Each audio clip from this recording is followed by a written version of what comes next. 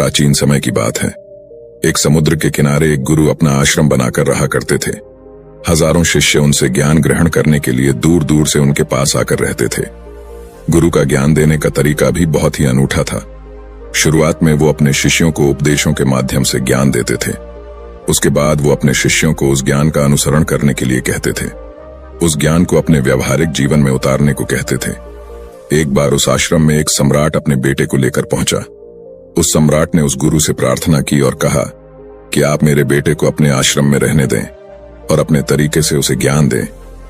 उसे इस आश्रम में बिल्कुल भी ऐसा नहीं लगना चाहिए कि वो किसी सम्राट का बेटा है। उसे बिल्कुल साधारण शिष्यों की तरह ही ज्ञान देने की कृपा करें। गुरु ने मुस्कुराते हुए कहा कि सम्राट ज्ञान इसी तरीके से लिया जा सकता है।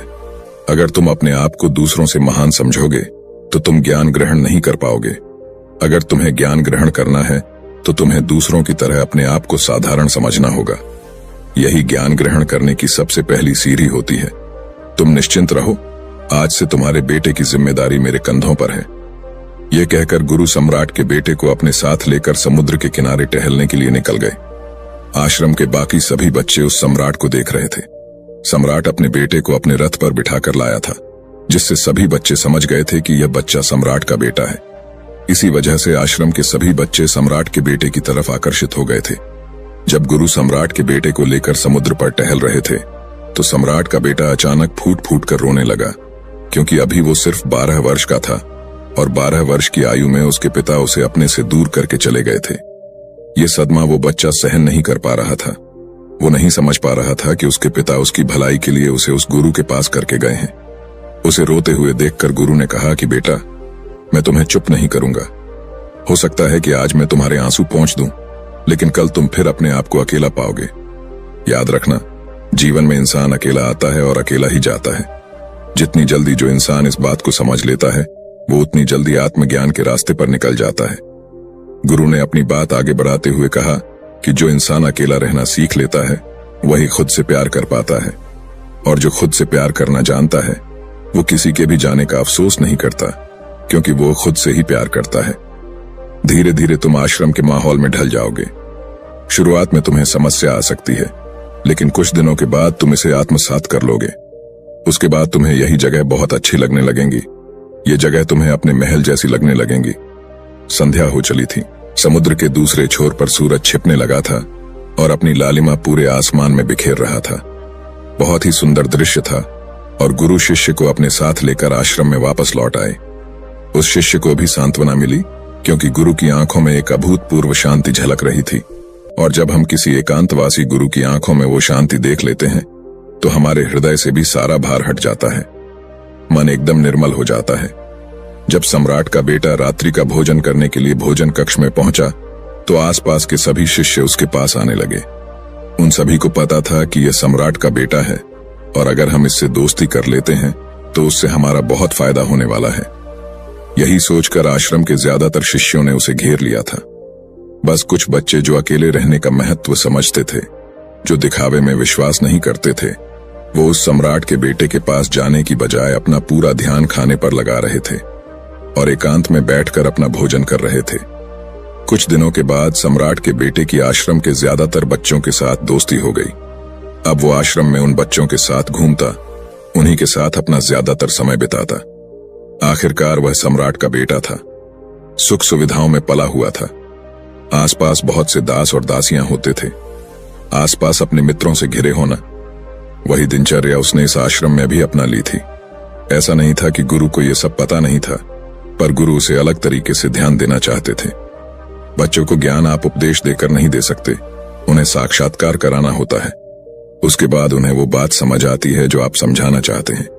गुरु को ये बात पता थी कि अगर मैं इसे बोलकर बताऊंगा तो ये कभी समझ नहीं पाएगा। मुझे ऐसे दिखाना होगा, इसे एहसास कराना होगा कि अकेले रहकर तुम अपनी शक्तियों को जान पाओगे। ये सीख देने के लिए गुरु एक दिन उस शिष्य को अपने साथ एक ऊंची चोटी पर ले गए। चोटी पर पहुंचकर गुरु ने उसे शिष्य से कहा कि अब तुम्हारा ज्ञान पूरा हो चुका है, बस एक आखिरी रात तुम्हें यहां पर बितानी होगी। उसके बाद अगले दिन शाम को मैं तुम्हारे राजमहल में तुमको पहुंचा दूंगा। वो बच्चा तो ये सुनकर बहुत खुश हो गया कि अब मैं वापस अपने राजमहल चला जाऊंगा। फिर से मेरे दास और दासियां, सारी भोग की वस्तु ये मेरे पास होंगी। उस शिष्य ने गुरु से पूछा कि गुरुजी, मुझे आज रात आप यहाँ चोटी पर क्यों रहने को कह रहे हैं? आखिर मुझे कौन सा आखिरी ज्ञान यहाँ से मिलेगा? गुरु ने मुस्कुराते हुए कहा कि यहाँ पर चट्टान के पीछे तुम्हें छिपकर बैठना होगा। यहाँ पर रोज रात को एक बाज आता है। बाज को देखना है, बहुत गौर से देखना है, हर गतिविधि देखनी है, और उस बाज को देखने के बाद अगले दिन अगर तुम उस बाज की खूबियां मुझे बता पाए तो मैं तुम्हें तुम्हारे राजमहल वापस भिजवा दूंगा। और हाँ, सुबह आने से पहले एक बात पर और ध्यान देना है। एक चरवाहा यहाँ पर अपनी बकरियों को चराने के लिए आता है। तुम्हें उन बकरियों की गतिविधियां भी देखनी है। याद रखना, बाज की गतिविधि रात को और बकरियों की गतिविधि सुबह। अगर तुम दोनों की गतिविधि ध्यान से देखकर मुझे बता पाए तो तुम इस आश्रम से हमेशा के लिए आजाद हो जाओगे। तुम्हारा ज्ञान पूरा हो जाएगा। मैं तुम्हारे पिता को कह दूंगा कि ये बच्चा हमारे आश्रम का सबसे ज्ञानी बच्चा है। यह कहकर गुरु अपने आश्रम में वापस लौट आए और वो बच्चा वहीं पर उस चट्टान के पीछे रुका हुआ उस बाज का इंतजार करने लगा। काफी वक्त बीत जाने के बाद वहां पर एक बाज अपने बच्चों के साथ पहुंचा। सम्राट के बेटे ने पूरी रात उस बाज की गतिविधि बहुत ध्यानपूर्वक देखी और सुबह होने के बाद जब चरवाहा वहां पर अपनी बकरियों को लेकर पहुंचा तो उसने एक अभूतपूर्व दृश्य देखा। उसने देखा कि वो बाज बकरी के एक मेमने को अपने पंजों में दबाकर आसमान में चला गया। उसने उस बकरी के बच्चे का शिकार कर लिया था। ये सारा दृश्य देखकर वो बच्चा आश्रम में वापस अपने गुरु के पास पहुंचा। इससे पहले कि गुरु उससे कुछ पूछते, उसने गुरु को प्रणाम करते हुए कहा कि गुरुदेव, आप आश्रम के सभी बच्चों को यहाँ पर बुला लीजिए। मैं सब लोगों को बताना चाहता हूँ कि मैंने क्या देखा। जब आश्रम के सभी बच्चे वहां पर पहुंच गए तो उस सम्राट के बेटे ने कहना शुरू किया कि मैंने अपने जीवन में बहुत से पक्षियों को देखा है, लेकिन बाज उन सभी पक्षियों में से सबसे अद्भुत और सबसे अलग होता है। उदाहरण के लिए एक तोता हम सभी ने देखा है। तोता बोलता तो बहुत है, लेकिन कभी ऊंचा आसमान में नहीं जा पाता। लेकिन एक बाज जो कि हर समय शांत रहता है, वो आकाश को भी छू सकता है। उसमें आकाश को छू लेने का सामर्थ्य होता है। जब भी एक बाज अपने शिकार को निश्चित कर लेता है तो वह उसी शिकार पर अपनी नजरें लगाए रहता है, चाहे वो कितनी भी ऊंचाई पर क्यों ना हो, चाहे कितना भी खतरनाक तूफान क्यों ना आ जाए, लेकिन उसकी नजर हमेशा अपने लक्ष्य पर स्थिर रहती है। आज सुबह जिस बाज को मैंने देखा, उसने हर बकरी को अपना शिकार नहीं बनाया, बल्कि उस बकरी के झुंड में से उसने उस बकरी के मेमने को अपना शिकार बनाया। पहली बात, उस बाज की तरह हमें भी अपना ध्यान अपने एक ही लक्ष्य पर स्थिर रखना चाहिए, चाहे कितनी भी रुकावट क्यों ना आए। हमें अपना लक्ष्य स्पष्ट दिखाई देना चाहिए, पर पूरी एकाग्रता के साथ ध्यान देना चाहिए। तीसरी बात जो मैंने उस बाज से सीखी और जो हम सभी को सीखनी चाहिए, वह यह है कि बाज कभी भी दूसरे पक्षी के साथ नहीं रहता। वो हमेशा आकाश में अकेला रहता है।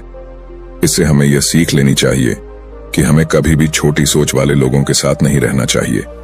आखिरकार हम भी वही बन जाते हैं जिनके साथ हम रहते हैं। इसीलिए या तो महान सोच वालों के साथ रहो या फिर अकेले, क्योंकि जब हम अकेले रहते हैं तभी हम खुद की ताकत और खुद की कमजोरियों को जान पाते हैं। कमजोरियों को जानकर उनको दूर कर सकते हैं और अपनी ताकत को जानकर उसका सही इस्तेमाल कर सकते हैं। लेकिन वो तभी संभव होगा जब हम अकेले रहना सीखेंगे। चौथी सीख जो हमें एक बाज से लेनी चाहिए कि एक बाज हमेशा अपनी सीमाओं से ऊपर रहता है। जब तूफान आता है तो हर एक पक्षी अपने घोंसले की तरफ भागता है, खुद को छुपाने की जगह ढूंढता है, लेकिन बाज ऐसा कुछ भी नहीं करता। वो खुद की सीमाओं को हटाकर बादलों से भी ऊपर जाने का प्रयास करता है। हवाएं उसे धक्का मारती है, पंख उसके भारी हो जाते हैं, पानी और धूल की वजह से कुछ दिखाई नहीं देता, लेकिन वो फिर भी आसमान की तरफ जाता रहता है और अंततः बादलों से भी ऊपर निकल जाता है और वहां तब तक ऊपर जाता रहता है जब तक मौसम ठीक नहीं हो जाता। अपनी सीमाओं को सिर्फ इसलिए हटा पाता है क्योंकि वो समस्या के आने पर उससे घबराता नहीं है, उसे डर कर बचने का प्रयास नहीं करता, बल्कि एक सकारात्मक नजरिए के साथ उसका सामना करता है। जीवन में चाहे कितनी भी रुकावटें क्यों ना आए, हमें उन रुकावटों को हराना चाहिए, न कि उनसे डर कर कहीं छुप कर बैठना चाहिए। बहादुर तो वो लोग होते हैं जो तूफानों से टकरा जाते हैं, कायर तो अपने घर में, अपने घोंसले में, अपनी जगह में आराम से बैठ जाते हैं। पांचवी बात जो हमें एक बाज से सीखनी चाहिए कि बाज कभी भी अपने घोंसले में घास के कोमल तिनके नहीं रखता। जो तिनके कोमल होते जाते हैं वो उन्हें निकालकर फेंकता रहता है। उसी तरह चाहे कितनी भी आरामदायक जिंदगी आपको मिली हो, लेकिन उस आराम से ऊपर उठकर अपने आलस्य को हटाकर जीवन में मेहनत करते रहना चाहिए। जीवन में पसीना बहाना चाहिए, शारीरिक मेहनत करनी चाहिए। अपने घोंसले से कोमल तिनके उठाकर फेंक दो और आज ही अपने आलस्य को हटाकर निकलो। हर दिन अपने आप को चुनौतियां दो। हर दिन मुश्किलों का सामना करो, क्योंकि वही मुश्किलें तुम्हें मजबूत बनाएंगी। जंगल के राजा शेर को भी झुंड बनाकर शिकार करते हुए देखा जा सकता है, लेकिन बाज हमेशा अकेला शिकार करता है, क्योंकि वो जानता है कि झुंड में रहना हौसला तो देती है, मगर साहस छीन लेती है। आदमी को हमेशा अकेले ही आगे जाना होता है। यही कारण होता है कि वो जल, थल और नभ सभी जगहों पर अपने शिकार का परचम लहरा सकता है। बाज की उम्र लगभग 70 साल की होती है, लेकिन 40 साल में ही उसका शरीर पुराना हो जाता है। नाखून उसके पैरों में धंसने लगते हैं, पंख उसके शरीर में चिपक जाते हैं, उसकी चोंच खराब हो जाती है, उसका शरीर भारी हो जाता है। ऐसी स्थिति में शिकार करना तो क्या, जीने की भी हालत नहीं रहती उसकी। ऐसे में उसके पास सिर्फ 2 विकल्प होते हैं।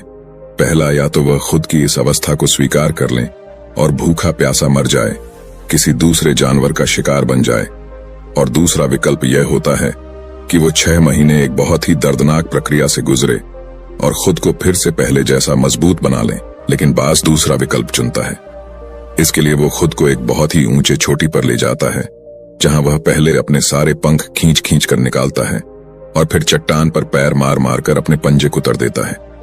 उसके बाद उसी चट्टान पर अपनी चोंच को पटक पटक कर पुराना हिस्सा निकाल देता है और इस लहूलुहान अवस्था में खुद को दूसरे जानवरों से छुपाता फिरता है। अगले 6 महीने तक वो इसी दर्दनाक प्रक्रिया से गुजरता है और इंतजार करता है नए चोंच, नए पंखों का। तब फिर वो अपनी नई जिंदगी शुरू करता है और निकल जाता है अपने शिकार पर और अगले 30 सालों तक फिर से राज करता है। इसीलिए समय आने पर हमें भी अपनी पुरानी आदतों को त्यागना होता है और कुछ नया सीखना होता है। समय के साथ बदलना होता है, अपने आप को तैयार करना है, वरना हमारा भी शिकार हो सकता है, हम भी पीछे रह सकते हैं। इसके बाद सम्राट के बेटे ने बकरी की विशेषता बताते हुए कहा कि बकरी हमेशा झुंड में चलती है।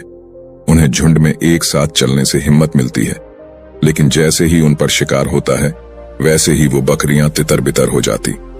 उस पूरी बकरियों में से एक भी बकरी अपने साथी की मदद करने के लिए वापस नहीं लौटती। इससे हमें यह सीख मिलती है कि हमारे साथ कितने भी लोग हो, किसी पर भी यकीन नहीं करना। यकीन करना तो खुद पर करना, क्योंकि बुरा समय आने पर वो बकरी तितर बितर हो जाएगी, आपको पता ही नहीं चल पाएगा। गुरु को प्रणाम करते हुए सम्राट के बेटे ने अपने गुरु से कहा कि गुरुदेव, अगर मुझसे कोई सीख रह गई हो तो कृपया करके आप बताने की कृपा करें।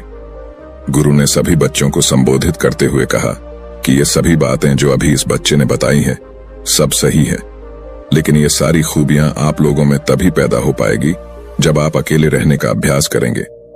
आपने देखा होगा कि बाज कभी भी किसी दूसरे पक्षी के साथ नहीं रहता, ना ही किसी के साथ अपनी दोस्ती बनाता। वो आसमान में अकेला रहता है और अकेला रहने की वजह से वो अपनी ताकत और अपनी कमजोरियों को जान पाता है। इसके बाद गुरु ने अपनी बात खत्म करते हुए कहा कि मैं आज रात इस सम्राट के बेटे को इसके राजमहल में पहुंचाने के लिए जा रहा हूं, क्योंकि इसकी सीख यहां पर पूरी हो गई है। और यह कहकर गुरु उस सम्राट के बेटे को राजमहल की तरफ ले जाते हैं। तो दोस्तों, ये थी आज की कहानी। चैनल को सब्सक्राइब करें और कमेंट बॉक्स में नमो बुद्धाय जरूर लिखें। और दोस्तों, आपका जो भी सवाल है वो आप इस वीडियो में पूछ सकते हैं। धन्यवाद। नमो बुद्धाय।